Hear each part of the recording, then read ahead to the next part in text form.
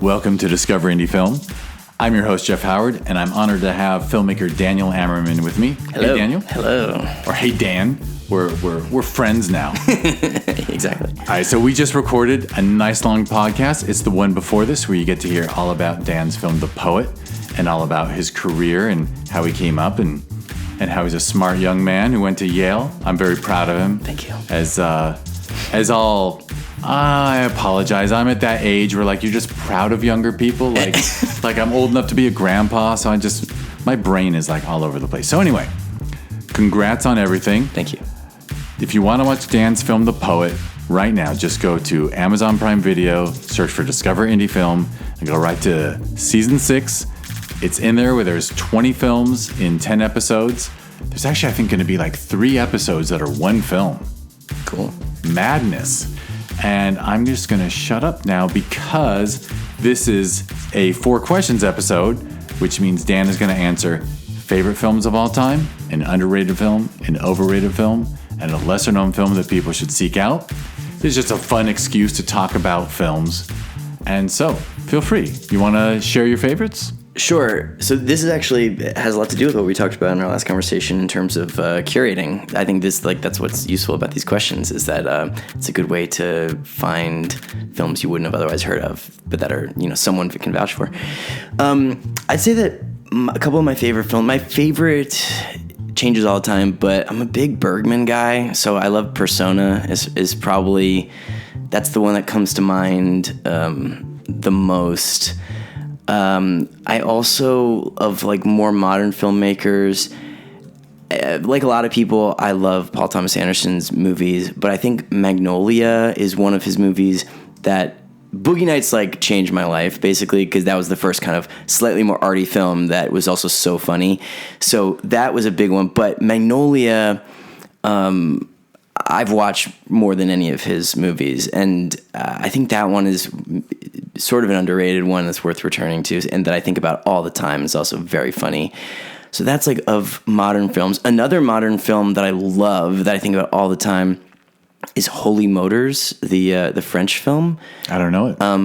By, I don't know how to pronounce his name, but I think it's Leos Carax. He did the movie Annette that came out last year on Amazon. But Holy Motors is amazing and crazy and very weird experimental film.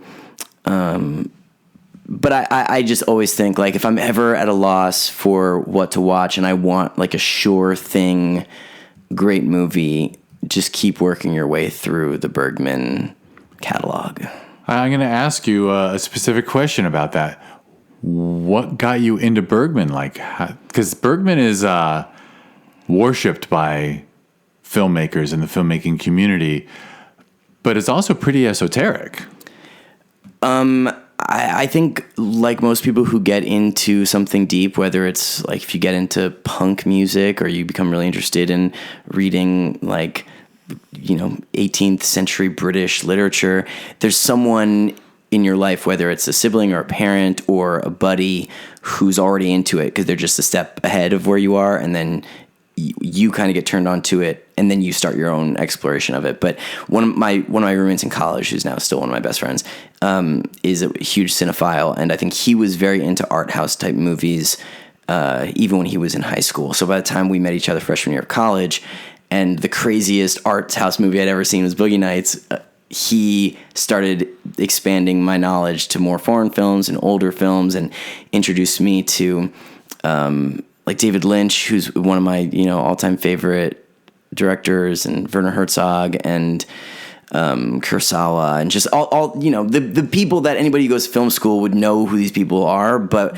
when most of the time you're watching big budget Hollywood, my family, we would watch The Rock and Face Off. Just we'd switch one every other weekend, just watch the other over and over, and we just love those movies, and they're so great. But it's obviously limited in terms of the type of movie. So when I went to college, I started getting lots of recommendations from my cinephile buddies. Very cool. Very cool. So you got the right kind of roommate. You lucked out, or you made the right kind of friends. Because someone can go their whole life without Bergman. Honestly, I have seen some because I'm required to by law. But yeah, probably not enough. Well, he made a lot of movies too. He's one of the guys he made, I don't know, 50 movies or something insane. So you won't run out. But like I also think at the end, also I'm obsessed with like 2001: A Space Odyssey. I watched Barry Lyndon fairly recently for the first time and was just like totally blown away. So a lot of times I just find who are the great directors or who are the people that are being screened in film schools and then just try to watch. At least they're like super classics like 2001, but even their kind of B-sides or the ones that are not considered like their most famous are usually, they're so well made if they're even operating in that sphere of artistic ability that it's always really worth it. But I like Bergman because he's more surreal and he goes in, he's more theatrical because he's a theater director too. He's not just like, Hitchcock is amazing at what he does, but he's making more genre films at an incredibly high level.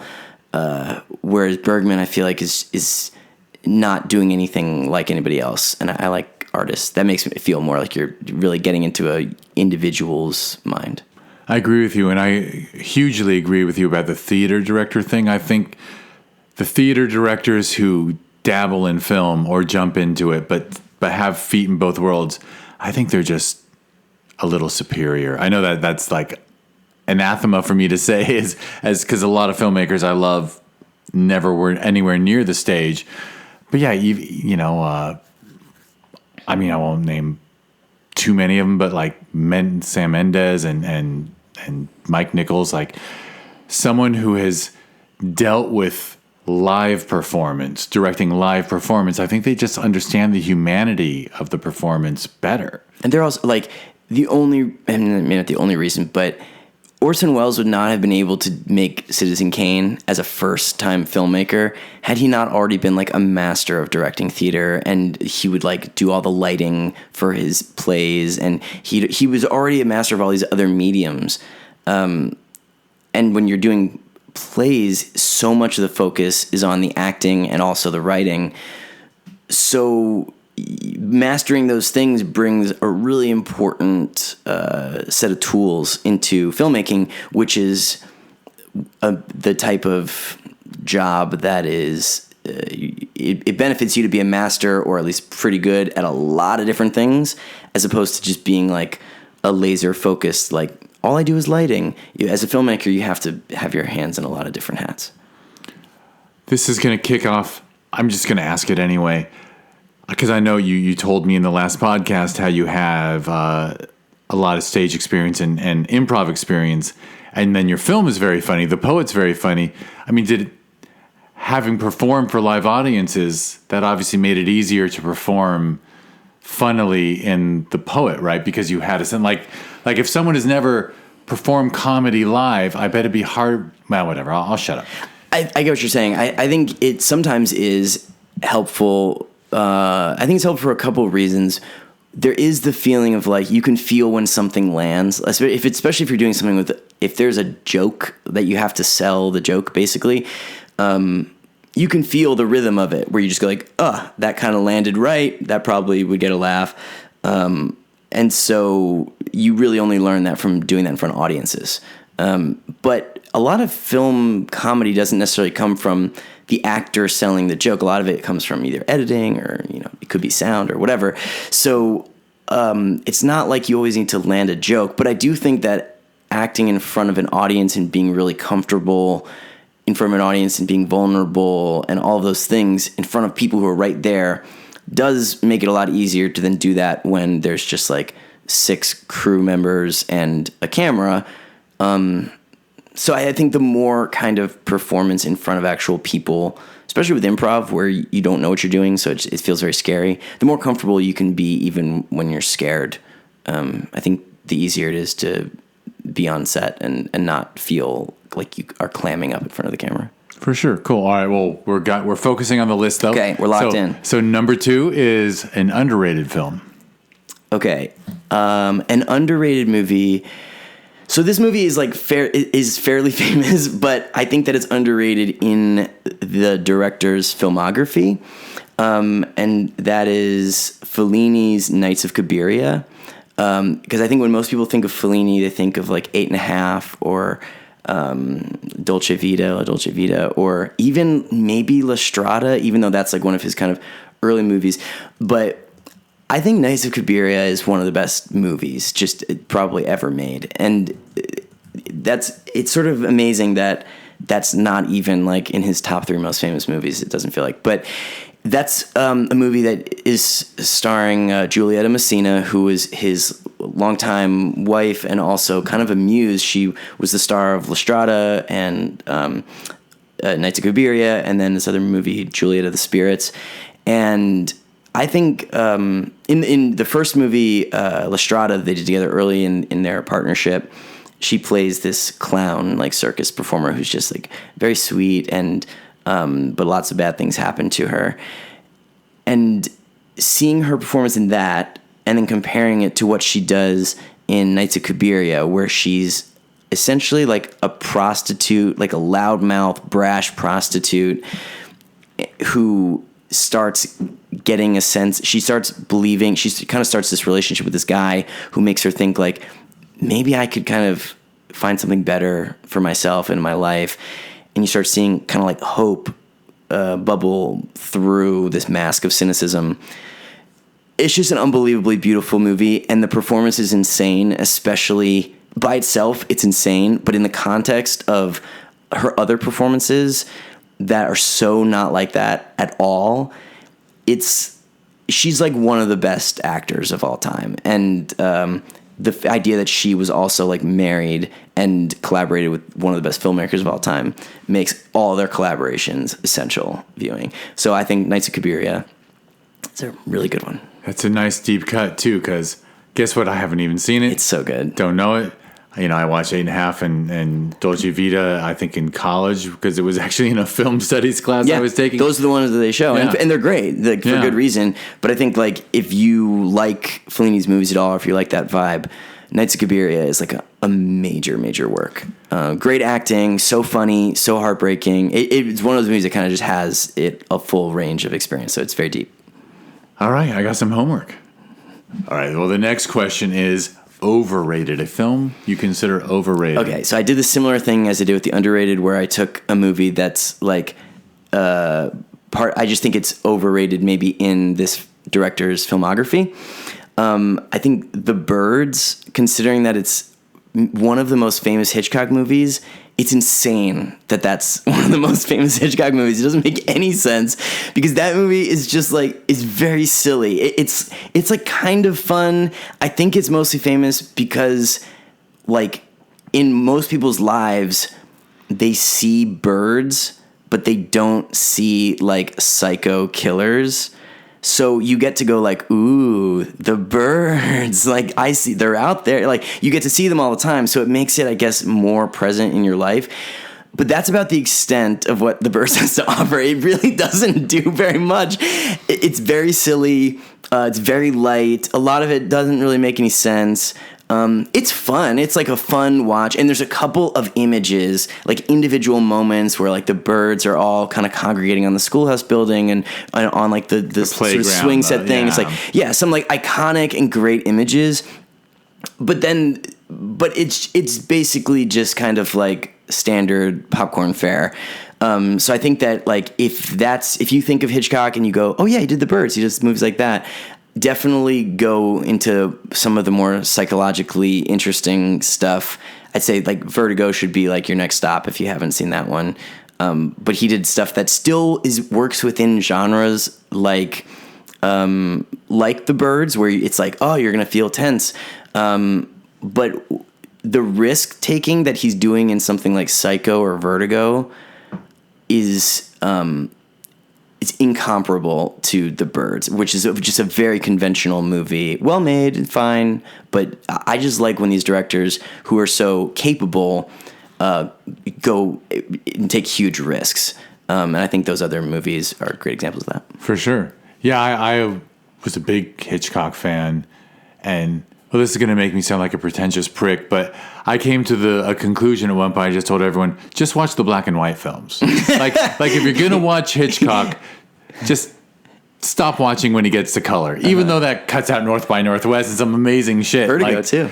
Yeah, I know, Vertigo. But you can't watch them all. You can't watch everything. So. Yeah, but obviously there's exceptions. But there was something to those earlier stuff. Like I feel like there was something really special before he was a complete master, right? Because once he was a complete master, sometimes he was like a technician, right? And I'll share one funny thing about The Birds, which is it's been so long since I've seen it that I can't separate Hitchcock's The Birds from The Birds scene in High Anxiety by Mel Brooks. I don't know if you've seen High Anxiety. It's Mel Brooks's. He just spoofs a ton of, and of course it's a couple hundred birds on a swing set attack him just to shit on him. He ends up covered in bird shit head to toe. And I actually can't separate that from my mind. You mentioned The Birds, and I picture that Mel Brooks's it's iconic. It's definitely inappropriate joke about birds. Yeah, it's iconic, but it's definitely like of the movies that he made, like Rear Window, all of those are just like so much more interesting psychologically than that one. For sure. All right. Well, we're cruising through the last one, and you've already fulfilled this in many ways, but a lesser known film for people to seek out. Okay, so I think my favorite, I want to say like my favorite living filmmaker, but I don't know if that's entirely true, but like the one who I just can't believe sort of he exists right now is this Swedish filmmaker named Roy Andersson, who made this movie. He's made a few movies. The ones that are most recent are You the Living, which is the movie that I would recommend.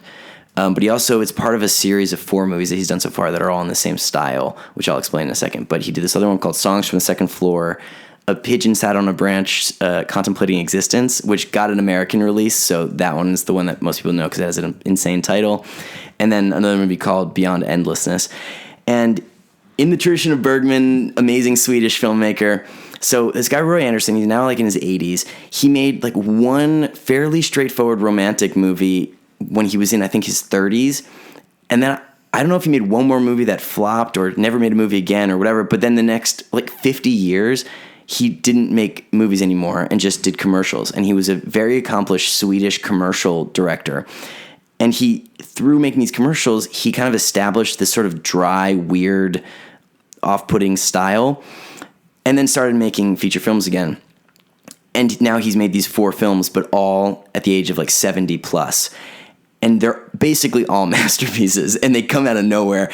And his movies, he does this style where there's sort of like a series of vignettes, and they're all in tableaus, so there's no editing. Like, there's editing between the tableaus, but he'll just have a static camera that is just almost like it's taking like a painting, and they're moving within the painting, so the actors are moving, but it's like a sketch. There's no editing at all, and all the actors have this kind of pale sort of faces that are made up with makeup, and everything looks pale and dour, and it's so like depressing and so funny. It hits these crazy extremes of surreal, but also you can't help but feel like, God, this is just like beautiful and relatable. I think hugely because they're so funny. But a lot of people don't know his work because he's a foreign filmmaker and his movies are weird. But they're for those kinds of like weird movies, the comedy makes it accessible. So if you're a cinephile or someone who wants to challenge yourself in your film watching, it's not going to be a chore to watch his movies, or you're not going to have to like to get a giant coffee to like get through it or whatever. It's a very fun, also crazy and deep experience. So You the Living is sort of like the one I would recommend as kind of the masterpiece. So Dan's been suffering through the look on my face. I don't know if you noticed, but I just have to share something kind of amazing with you, which is Friday. This is Tuesday. So 4 days ago, I was on Zoom with a filmmaker who was born in Sweden, went to film school in London, fell in love with a Kiwi, and now lives in New Zealand, in Auckland, New Zealand. And he named Songs from the Second Floor Wow. as one of his top 3. That's insane. Yeah. And I'd never heard of it before. So now this guy's like majorly on your radar. Oh my God. Now 4 days later, 2 filmmakers in 4 days are mentioned Songs from the Second Floor. Yeah. His movies are insane. And all of the sets, they're all built on like kind of realistic looking sets. Like everything's built and nothing is, it's a very unique way of approaching film. And kind of like, he's not just telling normal stories. He's trying to go like, where's the deeper truth, and how can I use what's unique about this medium to tell it? Sort of like how a filmmaker like Tarkovsky or someone like his movies. He's popular among cinephiles, I think, in part because he has these incredibly long takes that would go for like 5 minutes of stillness. And you're like, well, doesn't that not take advantage of what editing has to offer? But in other ways, it takes advantage of what forcing you to look at continuous life for that amount of time. Like time going on, it creates this whole other effect that doesn't happen when you're reading or even watching a play. It's just there's different things you can do within different mediums besides just tell an interesting story. And I think that Roy Andersson is one of the filmmakers today who is kind of experimenting with what else the medium can do besides just basically take a play and put it on screen. And he, based upon what you told me of his biography, he's probably in the sweet spot of life because he had his successful commercial career now, and now he's making films for the exact right reason, which is he just wants to. Exclusively and that. He can do exactly what he wants to do because he's at an age where, one of the great things about getting older, I think, is you can just say, I don't give a fuck what other people say. I'm going to do it my way. And he probably did well enough as a commercial director that he's not doing it to put food on the table. And he has his own little studio thing where he has this workshop where I think he has like 10 or 20 employees who just build these sets for him all year. And then he brings in kind of like non-professional actors usually, I think, because for his movies, you're not following characters in the same way. So he just has his kind of company that he pulls from that are just dedicated to doing his work, sort of like Bergman had his theater company, and he would just pull actors for his films from the company he's already working with year round. So he has this insulated group of people who are all collaborating with him all the time, and it's just it sounds like a artistic oasis. So it's pretty cool to just see that good stuff is coming out of it. I think you had the perfect term there, artistic oasis. I sometimes hear or sometimes know about even at the indie level. I know some filmmakers who aren't in the LA area. Like I know a gentleman who lives in rural Pennsylvania, but he has like a little theater group, and they make like 2 movies a year, just with spare change. But they do it. Mm-hmm. They're like a theater. What I always thought that was one of the coolest things when there's like the Christopher Guest films where like there's a core cast that just they just keep recasting themselves in like the next film. That's artistic oasis. Mm-hmm. All right. Well, I think we've reached we covered it. We did it. Got all 4. And boy, you make me want to dive into Bergman and Fellini, and there's so much good stuff out there. For how easy it is to sometimes be cynical about movies, in the history of movies, so many great things have been made that there's no shortage of awesome stuff to watch. Absolutely. And to slack off on Bergman is kind of funny because all the filmmakers I love, obviously, are like big Bergman people. It's just too much. Go to the source. Go back to the source. You got right. Why not? All right. Well, Dan Amerman, thank you so much for coming in and sharing. Thanks, man. And I will mention once again, thank you for listening to Discover Indie Film. This is the podcast where, sometimes I joke that this is a time capsule. So, 5-10 years from now when Dan is huge, motherfucking huge, and he's actually making the kind of films that he doesn't like at all. I'm not kidding. Exactly. He's play this conversation back to me and remind me. I do this asshole thing where I joke with people. I'm like, boy, imagine if he were offered a DC movie, like just one of those characters that like no one wants to direct. Yeah. But anyway, you can go back and hear him right after his first short. That's what we're locking this in. We're locking this into the archives. So you got to hear Dan's 4 questions, So please give this podcast a like, follow, subscribe, give it 5 stars or thumbs up, whatever the hell the podcatcher does. We did mention, oh, by the way, cool thing, the other guy who mentioned Songs from the Second Floor, his film Acknowledgements is in season 6 of the Discovery Indie Film TV series. So 2 filmmakers who appreciate Swedish cinema, although it's a little more impressive that the American dude from New Jersey is the guy who grew up in Sweden. Obviously, he ain't reading the subtitles when he watches those. Makes me want to watch his movie though, because we have similar tastes. So now I'm like, I gotta watch it. Yeah, you will like his movie, and he will like yours. That's totally true. All right, so go to discoveryndiefilm.com if you want to learn more about the podcast and the TV series. And on social media, it's @DIFWins. And one more time, I'll just say, go to Amazon Prime Video, type in Discover Indie Film, enjoy season 6, enjoy seasons 1 through 5. These are short films handpicked from the festival circuit.